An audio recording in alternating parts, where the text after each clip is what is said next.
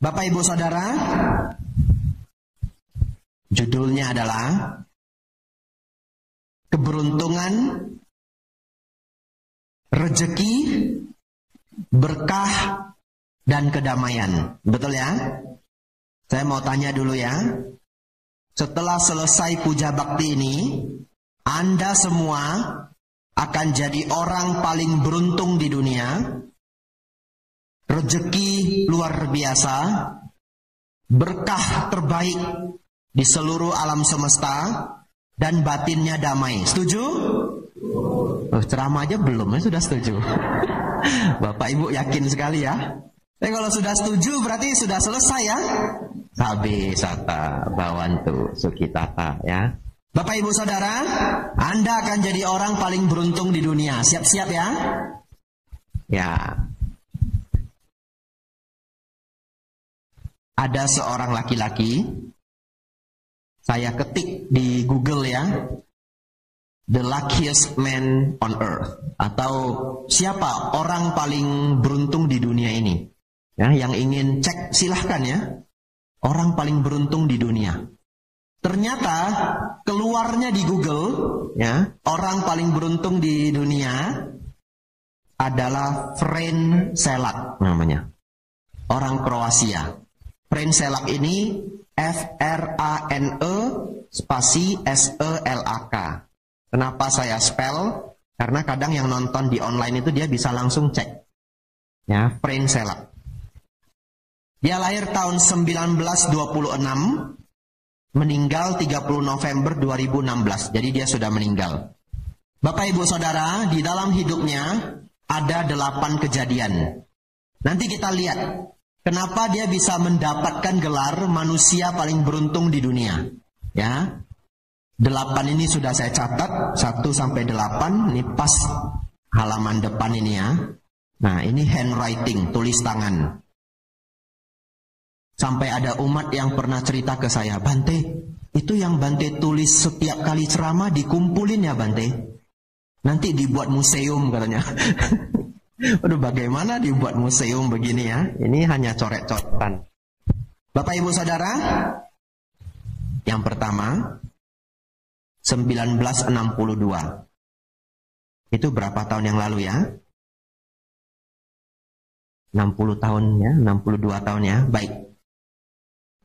Fren Selak naik kereta api, lalu kereta apinya keluar dari jalur dan jatuh ke sungai.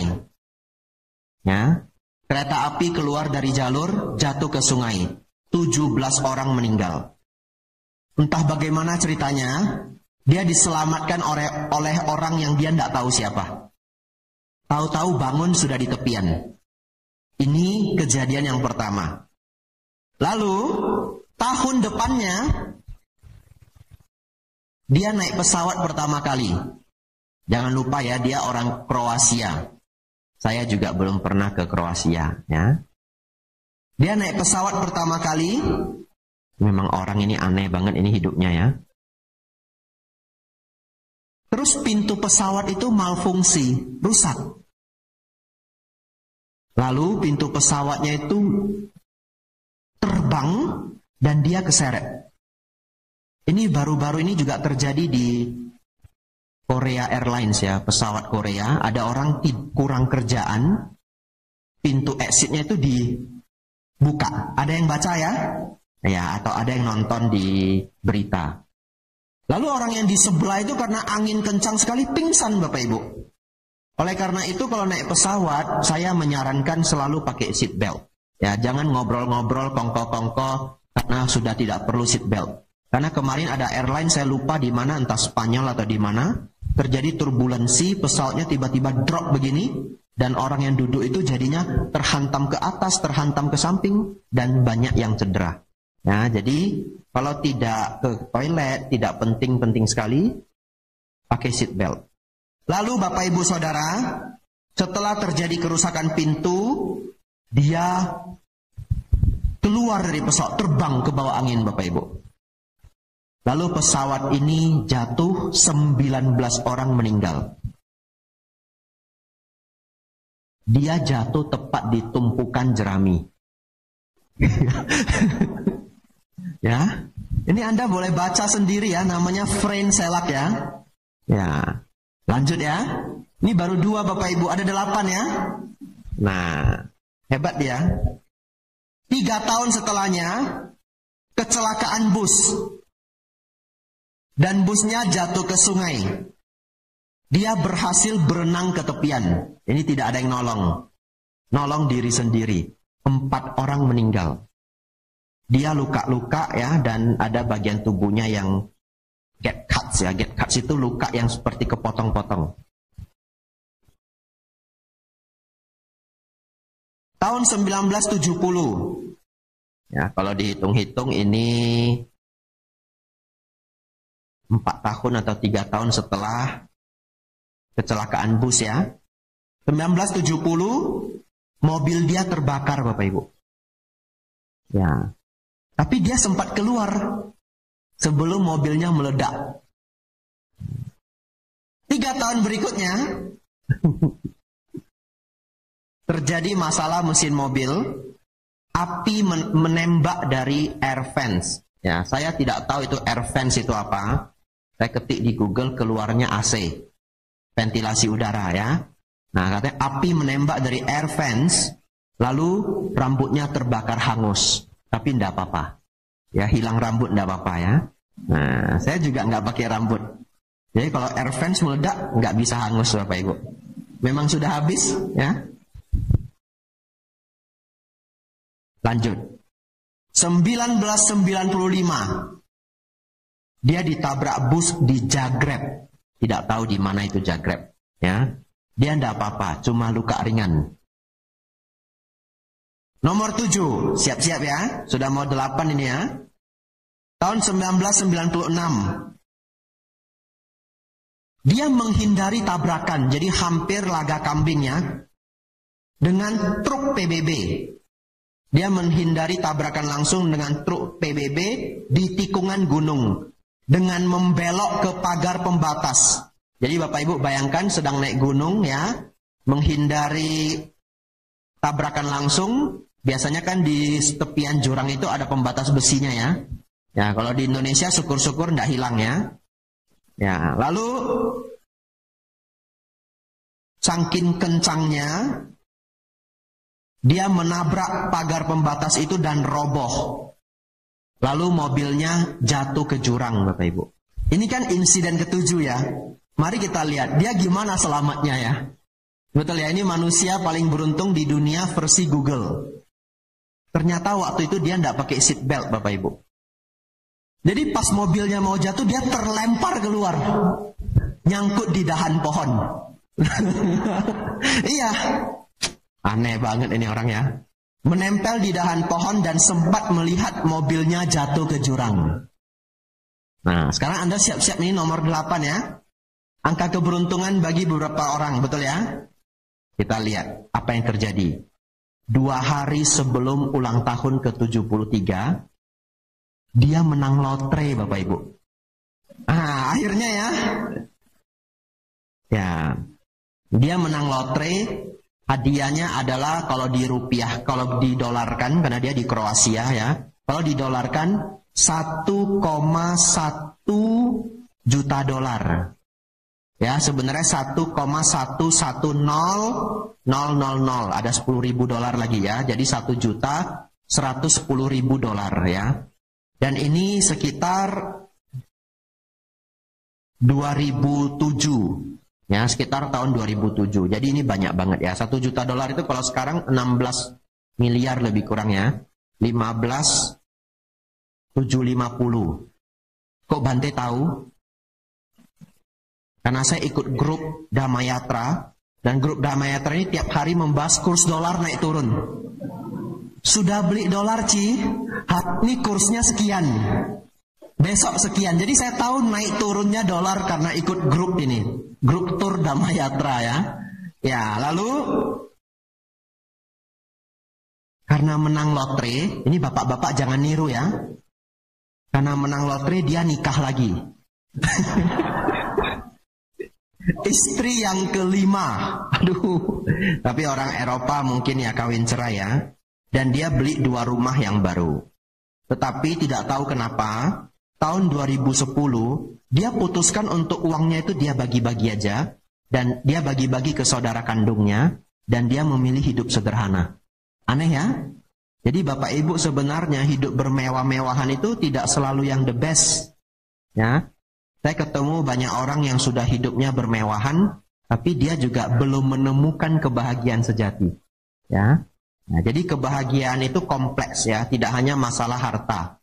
Kebahagiaan itu juga keluarga yang baik. Ya, Bapak Ibu punya tubuh yang sehat, pola hidup yang benar, ya, makanan minuman yang benar. Kalau ada waktu olahraga dan belajar dhamma, meditasi, punya teman yang baik. Sekumpulan ini semualah membuat hidup kita menjadi bahagia. Ya.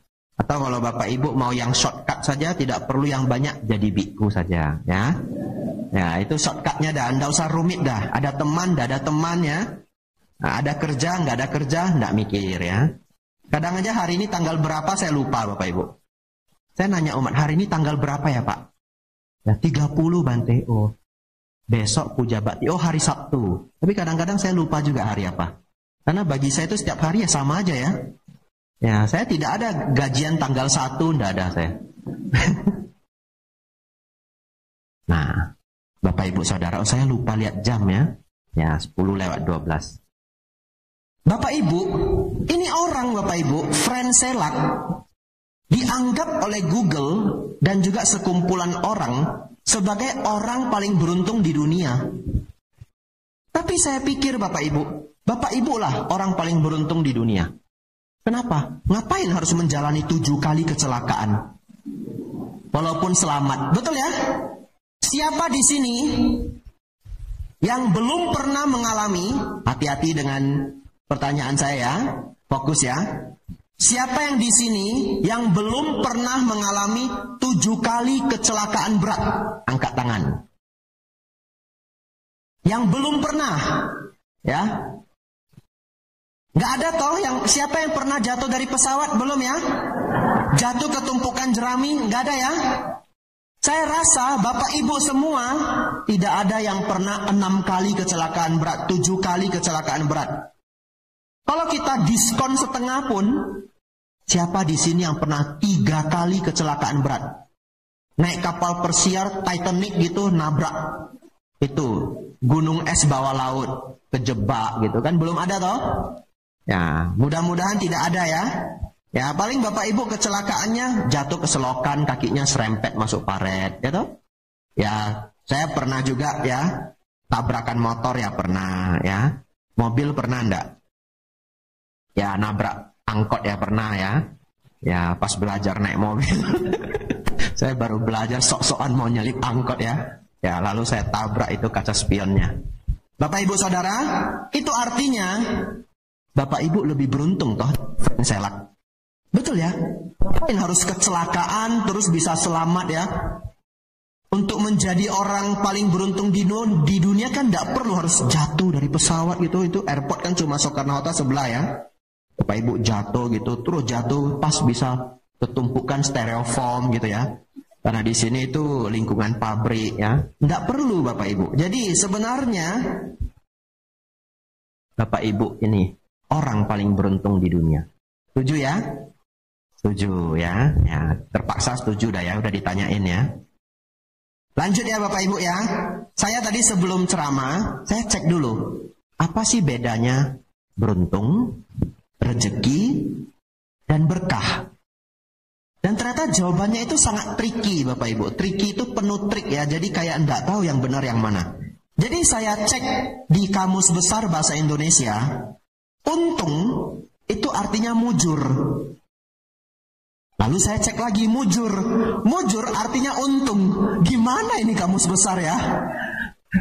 Dia tidak menjelaskan ini. Untung artinya mujur. Terus kita cari mujur artinya untung. Tetapi beruntungnya, nah ini untung juga saya. Ada tambahan. Untung itu diberi tambahan laba atau bahagia. Tapi setelah saya renungkan, sepertinya kita menggunakan kata beruntung itu pada hal-hal mendapatkan sesuatu yang tiba-tiba, ya, tapi bukan yang besar banget, gitu ya. Yang tiba-tiba tapi bukan yang besar banget. Tiba-tiba ditraktir temen, nah beruntung. Ya, tiba-tiba buka itu rinso ya, ada di dalamnya ada voucher ya. Nah, beruntung ya. Ternyata ditipu ya, penipuan. Bapak Ibu Saudara, bagaimana kalau rezeki? Ternyata menurut Kamus Besar Bahasa Indonesia, ini bagus sekali loh penerjemahannya. Rezeki itu artinya segala sesuatu yang dipakai untuk memelihara kehidupan. Ya, saya ulangi ya. Segala sesuatu yang dipakai untuk memelihara kehidupan, yaitu makanan dan nafkah. Jadi kalau orang punya rezeki, berarti hidupnya masih terpelihara. Bapak Ibu tadi pagi sudah sarapan? Nah, semua punya rezeki, betul ya?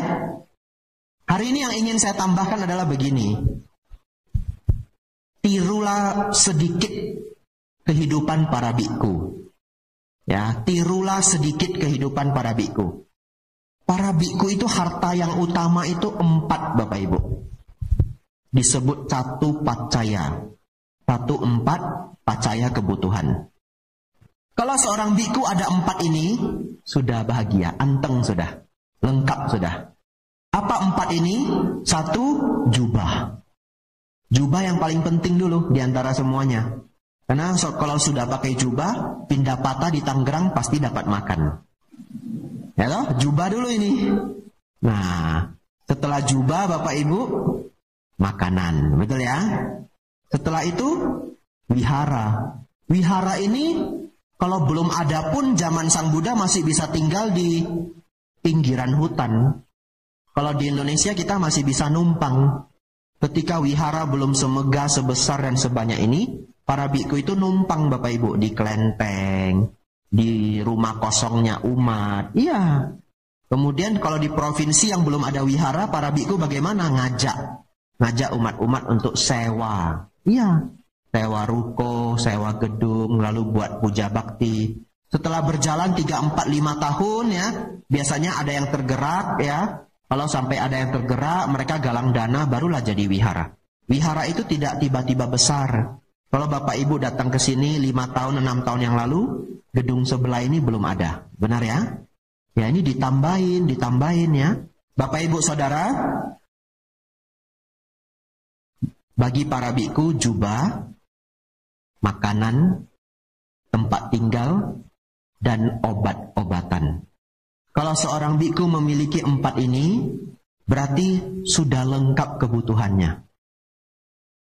Saya tahu Bapak Ibu, hidup zaman sekarang itu sangat rumit. 4 kebutuhan mana cukup Bante. Masih ada uang sekolah anak, pulsa, wifi, bayar parkir. Sekarang parkir mahal juga ya? Iya.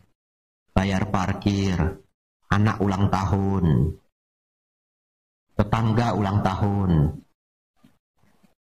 mertua ulang tahun. Nah, mertua ulang tahun jangan macem-macem. Nah, jangan lupa ya. Sudah banyak sekali pajak tahunan ini ya. Anak ulang tahun, mertua ulang tahun, teman baik ulang tahun. Masih ada yang ngerepotin Bapak Ibu. Istri juga minta. Valentine katanya. Nah, kena lagi ya. Anak juga nggak mau kalah. Halloween 31 Oktober. Nah, pengen ini pakai kostum. Kalau di Amerika Halloween itu pentingnya. Nah, harus beli permen bagi-bagi ke anak-anak. Kalau di Indonesia Halloween itu tidak menakutkan. Kalau di Indonesia, kapan lebih menakutkan Bapak Ibu? Cik gue puah. Nah, jadi di Indonesia itu Halloween harus diganti. Jadi cik gue puah ya. Yang kedua cukup seram itu masa-masa cengbeng ini ya, lumayan seram ya. Bapak Ibu Saudara, tirulah sedikit cara hidup biku. Nanti Bapak Ibu pulang renungkan, ada ndak? Masih ada ndak pakaian? Ada ya?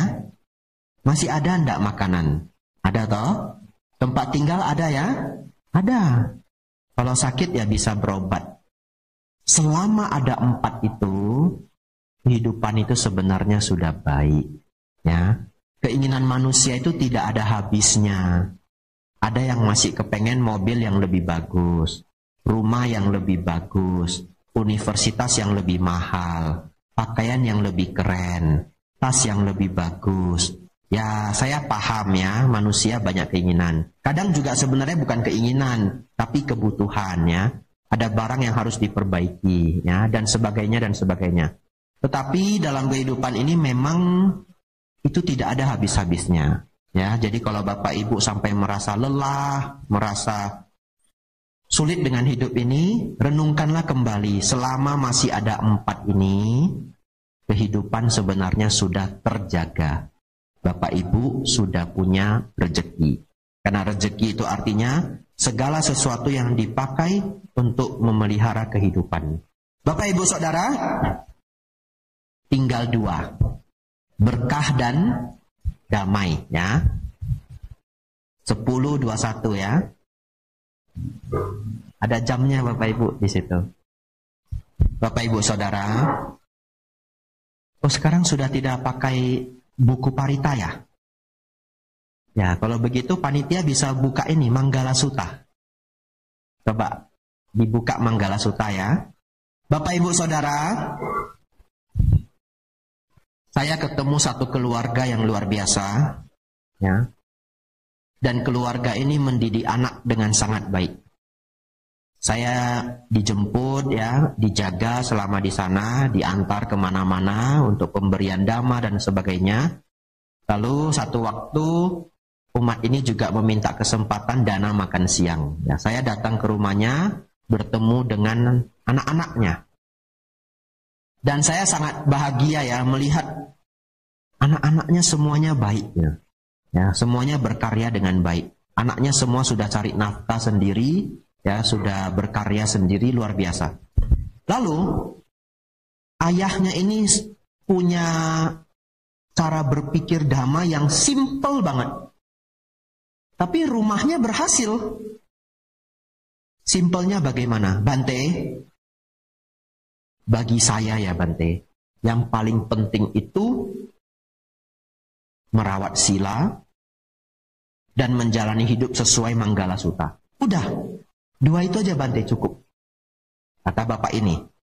Lalu ketika saya diantar, dijemput dengan mobil, tiba-tiba ayah dari keluarga ini bersama keluarganya ada duduk di belakang, tiba-tiba nanya saya, kan benar kan Bante, yang penting itu dari semua ajaran Sang Buddha, yang paling penting itu kan Manggala Sutta, benar ya Bante? Jadi Bapak Ibu saya dipaksa untuk verifikasi Bapak Ibu. Kalau saya jawab benar, keliru juga loh. Karena kan ajaran Sang Buddha itu banyak, Tripitaka. Masih ada Dhammacakkappavattana Sutta, Karaniyammetta Sutta, betul ya? Saya mau menjawab iya, sulit. Tapi saya mau menjawab tidak, juga sulit Bapak Ibu. Karena saya sedang numpang ini. Betul ya? Oh enggak begitu Pak, langsung parkir, Bante naik Grab saja. Nah, Bante silakan naik Grab saja. Bapak Ibu Saudara, saya sambil duduk ya, saya berpikir, sebenarnya sih tidak. Tapi kalau saya jawab enggak, ini keluarganya di belakang semua ini. Dan Bapak ini sudah menggunakan filosofi hidup nih selama ini, dan keluarganya berhasil, betul ya? Saya jawab begini, iya Pak, Manggala Sutta itu adalah salah satu yang paling penting ya di antara banyak ajaran Sang Buddha. Salah satu, betul ya? Nah ini kayak Bapak Ibu kalau ke mall ada diskon. Ditulis up to 50%. Itu bukan 50%. Up to itu sampai dengan. Ya, nanti pas mau belanja diskon 5% aja. Lah ini katanya 50%. Oh enggak Pak. Itu up to sampai dengan. Lalu yang 50% mana? Itu kaos kaki cuma sebiji. Betul ya? Nah, saya jawab salah satu yang terbaik. Wah, bapaknya happy dan senang sekali. Lalu Bapak Ibu, sepulang dari kejadian itu, saya buka Manggala Sutta. Saya kepengen tahu, betul tidak sebenarnya pemikiran Bapak itu? bahwa yang penting Bante itu ikut Manggala Sutta. Baik, kita buka ya. Ini silakan kalau bisa dibuka Manggala Sutta.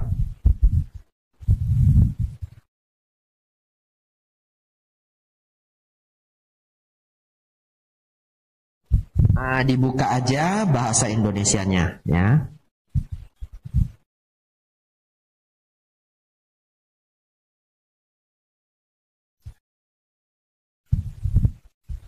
Bapak Ibu Saudara,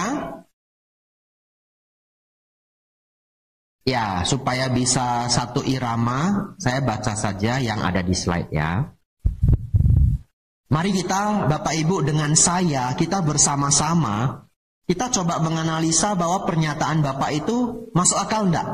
Ya, bahwa yang penting itu hidup mengikuti Manggala Sutta. Baik. Saat itulah sesosok dewa ketika hari menjelang pagi dengan cahaya cemerlang menerangi seluruh Jetawana mengunjungi Sang Bagawa. Bagawa itu artinya Sang Buddha. Bagawa artinya yang beruntung ya. The fortunate one. Next. Setelah datang menghormat Sang Bagawa, ia berdiri di satu sisi yang layak. Dengan berdiri di satu sisi yang layak itulah, ia memohon Sang Buddha dengan syair berikut ini. Bapak Ibu, ini akan membuat Bapak Ibu terkejut ya, kalau Bapak Ibu analisa dengan baik. Siap-siap ya. Banyak dewa dan manusia mengharapkan kebahagiaan, mempersoalkan tentang berkah. Mohon uraikan apa berkah utama itu. Pertanyaan saya, siapa yang nanya ke Sang Buddha, Bapak Ibu? Dewa ya. Jadi Bapak Ibu Saudara, dulu sebelum kita belajar Dhamma, umumnya kita juga sembahyang ke dewa minta berkah, betul ya? Jadi Bapak Ibu ke kelenteng, termasuk saya juga senang ke kelenteng. Sembayang juga. Oh dewa, popi ya. Nggak tahu itu popi artinya apa ya. Nah, saya juga nggak tahu popi. Popi itu nggak tahu artinya apa. Ikut aja dah pokoknya. Popi itu kayak semoga ya. Nah, kalau semua orang minta popi peng-an gitu ya. Saya masih kecil ngapain saya popi peng-an ya. Ada orang tua jagain saya. Popi, angpau tahun ini banyak. Gitu. Ya. Saya sebenarnya setiap tahun berdoa semoga saya bisa ranking 1, tapi nggak pernah. Jadi saya sudah nggak minta lagi itu, sudah menyerah ya. Jadi saya minta aja angpau yang banyak. Kopi angpau banyak, semoga nanti Imlek ya kue-kuenya enak-enak. Nah, itu saya doa begitu ya. Waktu kecil ya Bapak Ibu ya. Bapak Ibu Saudara, semua orang umumnya yang sembayang ke dewa pasti meminta berkah, betul? Dewa saja pusing Bapak Ibu lihat. Jadi Bapak Ibu minta berkah ke dewa, dewa juga pusing. Sebenarnya berkah itu apa? Sampai-sampai para dewa itu datang bertanya ke Sang Buddha. Apa maksudnya pusing? Apa maksudnya bingung? Bingung itu maksudnya begini. Umumnya orang berpikir, oh kalau kalau melihat ikan lohan membawa keberuntungan. Betul ya? Ada yang sejenis tanaman, oh ini tanaman bawa keberuntungan. Ada yang percaya batu akik, oh ya kalau yang batu ini bawa keberuntungan. Kalau yang ini tidak bawa keberuntungan. Pohon Bapak Ibu ya. Ya, ada pohon yang katanya bisa menolak bala. Kalau tanam pohon ini santet tidak bisa masuk ya. Itu bambu merah katanya ya. Ada katanya pohon yang tidak bawa keberuntungan, pohon pepaya. Mungkin karena pahit ya, tidak tahu. Ada pohon katanya kalau kita tanam di depan rumah, jodoh tidak bisa datang. Pohon kelapa. Ada yang pernah dengar? Ada ya? Bapak Ibu Saudara, saya tinggal di Wiaramedut, samping kuti saya itu dijaga oleh 4 pohon kelapa. Ya, jadi para samanera dan biku tidak boleh ada jodoh. Itu ditanam sama Bante Panyawaro. Pohon kelapa, beneran ini? Ya. Dan depan kuti saya ada pohon melinjo jantan yang tidak pernah berbuah. Jadi lengkaplah sudah ya. Tidak dapat jodoh, tidak punya anak, biku ya. Bapak Ibu Saudara, tetapi pemaknaan itu di setiap daerah berbeda-beda. Betul ya? Bapak Ibu ke Malaysia beda lagi, Bapak Ibu ke Thailand nanti beda lagi. Orang Eropa beda lagi ya. Ada yang takut sama angka 13. Ada yang takut sama angka 4. Tapi ada yang merasa angka 4 adalah keberuntungan. Dan ada loh orang yang merasa angka 13 itu keberuntungan. Ya, saya pernah mendengar, bukan tidak ada. Lalu sebenarnya yang dianggap paling berkah itu apa? Dan ternyata para dewa juga bingung. Ya, mungkin di alam dewa juga ada pemaknaan-pemaknaan seperti ini. Mereka datanglah ke Sang Buddha dan bertanya, Bapak Ibu Saudara, inilah salah satu ajaran paling penting bagi saya pada hari ini. Saya ingin semuanya fokus ya, kita masih punya banyak waktu. Bapak Ibu Saudara, Sang Buddha memberikan 38 berkah. Di antara semua keyakinan yang Bapak Ibu yakini, apapun itu, mau pohon, mau keris, mau jimat, ya, mau sejenis kain, tidak ada satupun yang bisa mengalahkan berkah dari Manggala Sutta. Ini sudah berkah yang tertinggi. Mari kita lihat apa saja berkah itu. Yang pertama, tidak bergaul dengan orang-orang jahat. Ya, dungu itu jahat dan tidak dermawan. Bagaimana melihatnya? Secara singkat biasanya saya menjelaskan, kalau Bapak Ibu punya teman atau kenalan yang orangnya jahat, dia dengan tega menipu orang, dia dengan tega itu mencelakakan, ya, atau mengganggu dengan ketegaan dah. Bapak Ibu ngerti dah maksud saya, ya?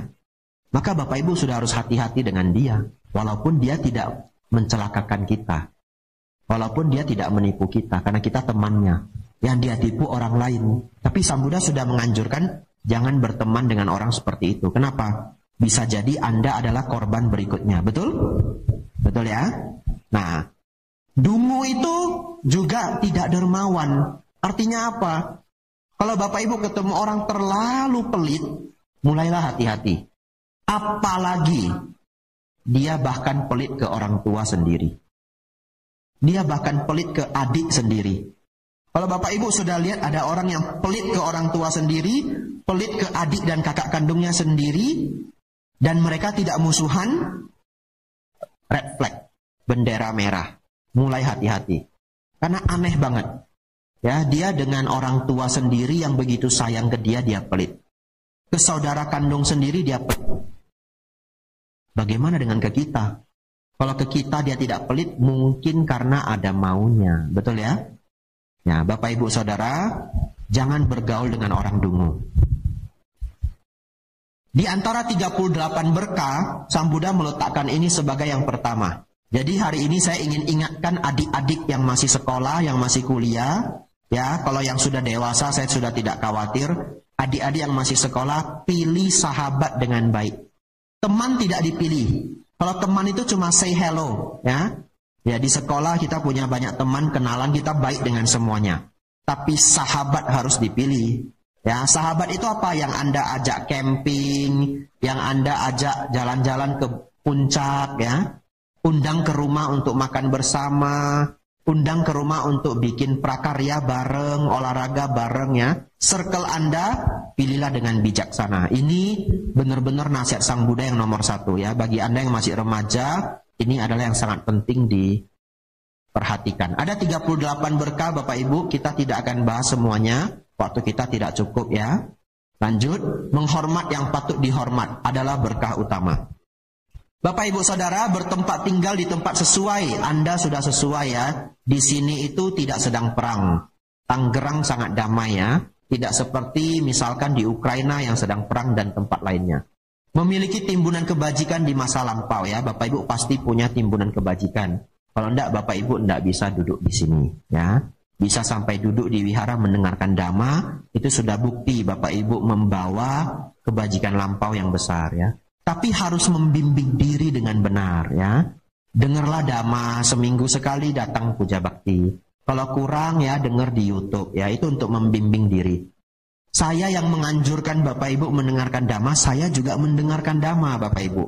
Ya, saya ada waktu juga saya buka YouTube, dengerin Bante Dhammadiro, dengerin Bante Punaji, dengerin Bante Payuto, Bante Thanisaro, Bante Analayo, biku-biku yang saya cocok dengan ajarannya, ya. Setiap orang pasti punya biku yang Anda cocok dengan ceramahnya, gitu ya.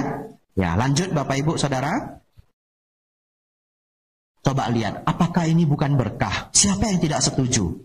berpengetahuan luas, punya skill berketerampilan, terlatih baik dalam tata susila, bertutur kata dengan baik. Semua orang ingin sukses Bapak Ibu. Ya, zaman-zaman dulu itu belum semodern ini, orang-orang sampai pergi ke dukun itu untuk cari jimat supaya sukses. Kalau Anda datang ke Sang Buddha tidak memberi jimat apa-apa. Sang Buddha memberikan ini coba. Sang Buddha mengatakan kalau Anda berpengetahuan luas, punya skill, berketerampilan, attitude-nya baik, lalu ucapannya lembut dan baik, pasti sukses. Saya yakin Bapak Ibu, kalau anak umur 20, umur 19, dia punya yang 4 ini, tidak mungkin dia gagal. Kecuali karma buruk lampaunya yang mengganggu. Begitu ya? Ya tidak mungkin dia gagal. Apalagi ditambah nanti baik selanjutnya. Jadi Bapak Ibu Saudara, yang sangat penting di antara 4 ini yang orang sering miss itu adalah berketerampilan, skill. Ya, jadi adik-adik yang masih sekolah SMA cari skill. Sekolah itu tidak banyak memberi skill. Sekolah itu memberikan knowledge. Ya, Anda bangun skill Anda sendiri. Yang senang akuntansi ya belajar akuntansi, itu adalah skill. Yang senang mesin, belajar mesin ya. Nah, yang senang komputer, belajar komputer dengan baik. Yang penting Anda membuat skill. Kita lanjut. Membantu ayah dan ibu, menunjang anak dan istri, dan bekerja dengan sungguh-sungguh. Itulah berkah utama. Setuju Bapak Ibu? Setuju ya? Nah, ini saya hari ini bantu ibu-ibu ini. Nah, membantu ayah dan ibu, menambah uang belanjaan istri, gitu ya. Nah, dan suami bekerja dengan sungguh-sungguh, itulah berkah utama keluarga. Deal ya Bapak Ibu ya? Nah, ini ibu-ibu yang deal aja. Bapak-bapak diam aja. Ya, lanjut. Berdana, melakukan kebajikan, menyokong sanak saudara, tidak melakukan pekerjaan tercela, itulah berkah utama. Menjauhi perbuatan buruk, menahan diri dari minuman keras, tidak lengah melaksanakan dhamma, itulah berkah utama. Lanjut. Memiliki rasa hormat. Nah, ini sulit ini ya. Rendah hati. Ya. Belajar bersyukur Bapak Ibu. Bersyukur itu apa? Puas dengan yang dimiliki. Ingat budi baik orang. Nah, ini saya gantian ini bela bapak-bapak ini. Nah, puas dengan yang dimiliki ya. Bapak Ibu Saudara, manusia itu tidak ada yang sempurna. Setiap orang itu pasti ada cacatnya. Kalau orangnya rajin banget kerja, tepat waktu, tidak pernah procrastinate, menunda-nunda pekerjaan, umumnya galak. Umumnya ya. Kenapa? Karena energinya tinggi. Dia rajin banget orangnya, nggak bisa menunda pekerjaan. Cepet. Kamu kapan selesai? Ini sudah jam berapa? Umumnya orangnya galak. Itu kayak satu set Bapak Ibu. Jadi manusia itu memang tidak sempurna. Ya. Bante, suami saya Bante galak banget. Dia kerja gimana? Kerja sih rajin Bante. Nah gitu ya. Tapi sebaliknya, ada yang dapat suami baik banget. Misalkan ya, sabar, tidak pernah maksa. Kamu sudah selesai belum? Ya udah, gitu ya. Sabar, nunggu. Bawaannya dingin Bapak Ibu. Ya. Juga males ya. Satu set. Datang juga ke Bante. Suaminya yang galak datang juga ke saya. Suaminya yang tadi sabar datang juga ke saya. Bante, saya stres Bante. Kenapa? Ini saya Bante. Kadang bangun jam 11 Bante. Padahal tidurnya jam 10 malam. Semua pekerjaan susah sekali dikasih tahu Bante. Minta dia ngantar barang aja harus ngomong 3 kali baru diantar. Tapi orangnya sabar toh Bu? Sabar Bante. Nah, gitu ya. Ya, artinya ini simulasi aja, nggak ada orangnya ya. Ya. Setiap orang itu punya minusnya. Jadi itu tugas kita masing-masing, cari kita kurangnya apa. Kalau Bapak Ibu merasa orangnya galak, belajar dhamma mengenai kemarahan. Jadi kemarahannya berkurang ya. Orang yang pintar bawaannya apa? Sombong, betul ya? Nah, jadi kalau Bapak Ibu merasa pintar tapi rada-rada sombong, nah itu kayak orang Medan sedikit ya. belajar mengenai kesombongan. Betul ya? Tidak apa-apa, hidup itu memang tidak bisa lengkap kecuali latihan. Oleh karena itu hidup ini adalah latihan. Saya mau bela bapak-bapak dulu. Ibu-ibu jangan mengharapkan yang seperti ini ya. Ada ibu-ibu, bukan ada ya. Ini simulasi ya. Ada seorang wanita mengharapkan suami yang seperti ini. Bante, saya ingin suami tidak merokok, tidak jelek, tidak mabuk, tidak miskin, tidak malas, tidak marahin saya, tidak maksa, tidak benci, tidak galak ke mertua, ya. Kemudian tidak ada sifat buruk, Bante, ya. Tidak pernah ada, Bapak Ibu, ya. Mau dicari di mana lengkap begini ya? Tidak. Tidak pernah ada. Kalau ada pun ya, kalau ada ya, yang sudah ganteng, baik, sabar, tidak marahin siapa-siapa, tidak maksa, legowo, nerima apa adanya, sederhana, tidak repot, sudah jadi biku. Betul ya? Iya, sudah jadi biku. Dikasih makan apa aja mau. Coba suami mana? Kalau ganteng seperti siapa yang ganteng misalkan? Andi Lau ya. Dikasih makan apa aja mau. Mana ada Bapak Ibu? Enak aja ya. Dia udah levelnya Andi Lau Bapak Ibu. Kasih nasi sama telur ceplok setiap hari dia enggak mau. Kalau biku mau aja. Bapak Ibu kasih aja apa? Nasi putih sama timun ya. Anumodana. Luarin kain. Iya. Bapak Ibu Saudara, kita lanjut. Nah ini yang agak sulit ya. Tapi ini dua paragraf ini tidak gampang. Memiliki rasa hormat, ya, rendah hati, puas dengan yang dimiliki, ingat budi baik orang, dan mendengarkan dhamma pada waktu yang sesuai. Itulah berkah utama. Sabar. Ini susah ini ya. Sabar ya. Yang orangnya tidak sabar nanti pulang, ini bagian ini difotokopi Bapak Ibu. Nah, paragraf ini digunting, taruh di depan cermin ya. Jadi setiap bercermin sabar gitu ya.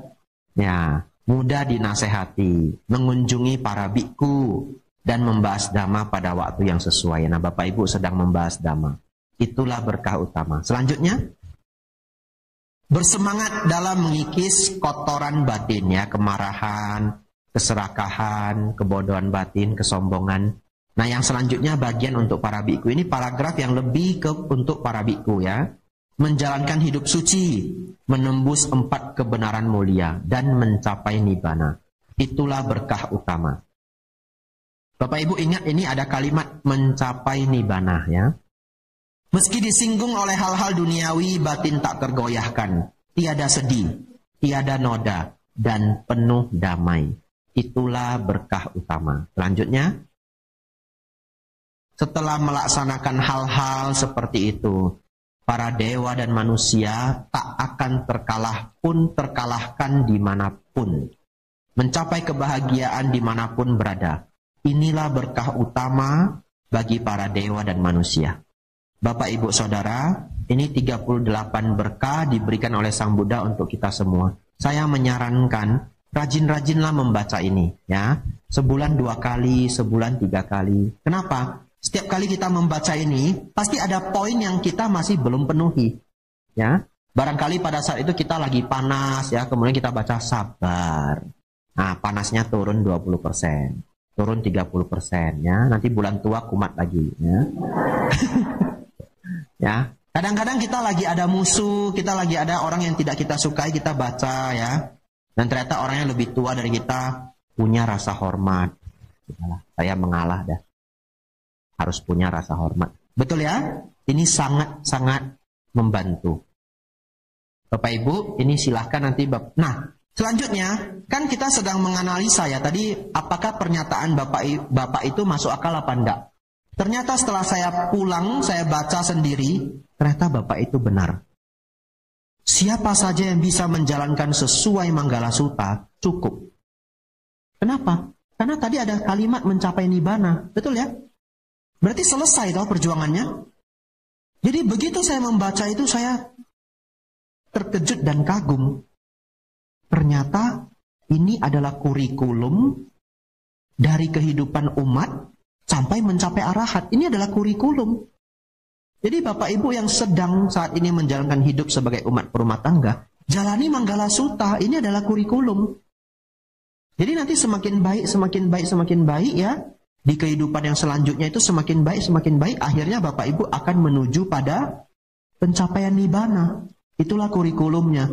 Jadi nanti mulailah kurikulum ini, jangan lupa dimulai dari cari teman yang baik. Bapak Ibu Saudara, akan saya tutup dengan damai ya. Ini bagian terakhir kedamaiannya. Akan saya tutup mengenai kedamaian. Bagaimana supaya damai, Bante? Sebenarnya ada sutta khususnya, tapi waktu saya sudah tidak cukup. Ya, jadi nanti Bapak Ibu pulang baca sendiri. Cuma saya mungkin biku yang Dhamma Desana ada PR-nya ya. Ya, Bapak Ibu nanti pulang baca Karaniya Metta Sutta. Itu adalah sutta mengenai kedamaian. Di sana nanti diajarkan oleh Sang Buddha bagaimana mencapai damai. Ya, jadi orang yang jujur, ya, tidak bohong. Karena kalau kita bohong kita gelisah. Ya, dan yang lainnya dan yang lainnya. Tetapi khusus hari ini Bapak Ibu saya ingatkan kembali agar Bapak Ibu punya batin yang damai. Mulailah untuk latihan meditasi. Ya. Bante susah Bante. Saya tidak bisa duduk setengah jam. Ya 10 menit aja ya boleh. 10 menit juga susah Bante. Ya 5 menit aja dulu. 5 menit juga susah kebangetan. Ya, apa sih maunya ya? Masa 5 menit duduk meditasi tidak bisa, tidak masuk akal ya. Ya, duduk dah 5 menit dulu. Ya, sehari kan boleh 3 kali toh. Pagi sekali, siang sekali, sore sekali. Dikumpulin kan 15 menit. Bapak Ibu Saudara, memulai dari sedikit tetapi sering. Lama-lama akan menjadi kebiasaan. Lama-lama akan menjadi setengah jam. Lama-lama akan jadi 1 jam. Ya, kemarin saya dikabarkan umat, ya saya sudah lupa di provinsi apa, seorang ibu, Bante, saya dengar ceramah Bante di YouTube, terus saya beneran Bante saya lakuin, saya meditasi 5 menit, 10 menit, sekarang sudah bisa 1 jam Bante. Nah, saya dapat testimoni real Bapak Ibu. Ya, jadi ketika Bapak Ibu tidak ngantuk, ya, atau pagi-pagi ketika mau beraktivitas, duduk begini, nafas masuk, nafas keluar. Pikirannya ditenangkan ya, jangan pikirannya mengembara ke sana kemari dulu, rileks dulu ya. Kalau pikiran mengembara itu wajar, tetapi kita harus selalu mengetahui nafas masuk, nafas keluar. 5 menit, 10 menit Bapak Ibu. Duduk di sofa juga boleh, duduk di kursi juga boleh. Dan Bapak Ibu akan mendapatkan kedamaian sepanjang hari. Jadi sebenarnya itu sangat menguntungkan. Karena nanti Bapak Ibu bekerja, Bapak Ibu pergi, ya mungkin jualan dan sebagainya, itu sangat banyak stres dalam keseharian, betul ya? Tapi Bapak Ibu memulai dengan 10 menit meditasi di pagi hari, itu membuat mood Anda itu baik sepanjang hari. Jadi meditasi 10 menit itu sama sekali tidak menghabiskan waktu, tetapi adalah investasi besar untuk hari yang baik. Dilakukanlah secara rutin. Ya. Bapak Ibu Saudara, demikianlah. Semoga setelah mendengar ini semua, Bapak Ibu tadi sudah setuju. Ya. Bapak Ibu sudah jadi orang yang paling beruntung. Rezeki sudah ada Bapak Ibu. Berkah sudah diberikan, bukan 1, 38, ya. Dan semoga Bapak Ibu memiliki kedamaian batin.